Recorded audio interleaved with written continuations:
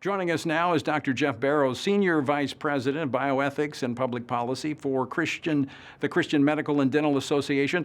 Around 19,000 healthcare professionals are members of CMDA, and their website points to a number of resources that can help steer Christians through the issues surrounding the vaccine and the mandates.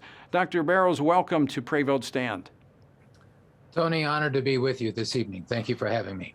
Now, let me just jump right into this, where you just saw Dr. Fauci, after we're almost 2 years into this, and he's asked a question about natural immunity and says, it's a good thing. We ought to sit down and talk about that. To me, that sounds like malpractice. I have to agree. I mean, I can accept that answer if we're 2 to 3 months into the pandemic, but we're not 2 to 3 months into the pandemic. We're 18 months into the pandemic. And so there has been more than adequate time for CDC and the NIH to look and to even fund studies that would look at the whole issue of natural immunity. How long does it last? How good is it? What is the level of antibodies in our bloodstream that would indicate an adequate infection that would provide natural immunity that would be at least equivalent, if not better, than what we can get through these COVID-19 vaccines? So I agree. It's his own fault that he can't answer that question.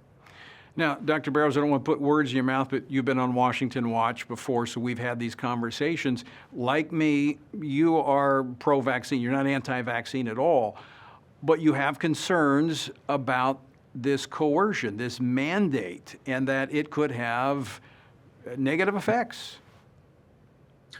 Yeah, and I should make clear, Tony, that CMDA, the organization that I represent, has not established an official policy regarding the mandate, though we did release a public statement earlier this year that we asked the administration not to put out a broad, overreaching mandate, which unfortunately it has done.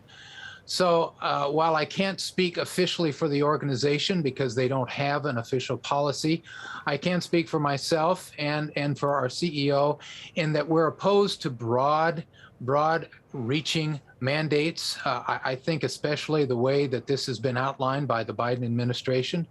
I think there are certain scenarios, perhaps within very narrow clinical settings, where a request of the employees to have a vaccine certainly might be ethical, but I think it's very difficult to make a good ethical argument for the mandate that President Biden has announced. So, talk about that for just a moment. Your concerns about a mandate. I mean, from a perspective of a healthcare professional. Well, obviously, anytime you are using a mandate, you're taking away the ability of the patient to give consent.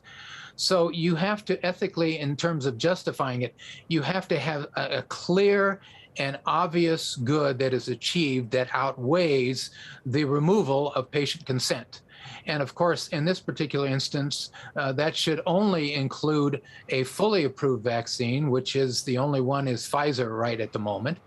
And so, for instance, in a situation such as a small clinic within a hospital that is dealing with immunocompromised patients, say a chemotherapy clinic or a unit, I think it's certainly understandable for that hospital administration to say that those healthcare workers that are encountering the immunocompromised patients, that they be immunized if at all possible. At the same time, that hospital can also create alternatives that if one of the healthcare workers has an objection to the vaccine, they can be transferred to a different part of the hospital that is not dealing with high-risk patients. So in those very narrow settings, you can make an ethical argument for mandates, but when we're dealing with the very broad mandates, such as what President Biden announced, where any employer with more than 100 employees has to mandate that all of their employees,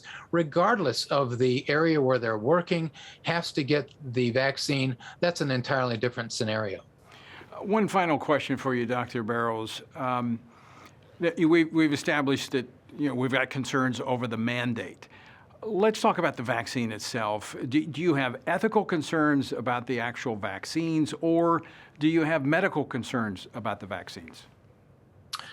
Well, we've actually looked in great detail at the ethical aspects of all of these vaccines. And as you've already mentioned, Tony, there is an association with abortion-derived fetal cell lines, which, as for us as pro-life Christians, that elicits a response of really disgust and obviously distaste.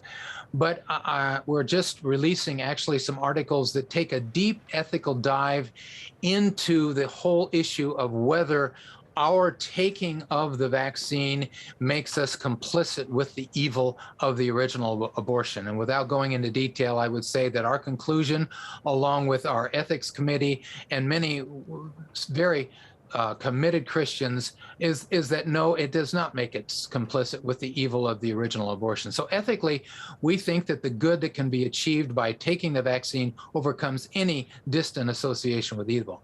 And in terms of the safety and the efficacy, as the evidence continues to roll out, we're seeing that while there have been a few complications with all of these vaccines, such as myocarditis and some of the blood clots, overall, the safety has been established. And again, compared to the risk of getting COVID-19 itself, there definitely is our recommendation that patients consider getting these vaccines. But that should be based upon the patient and their doctor making that decision.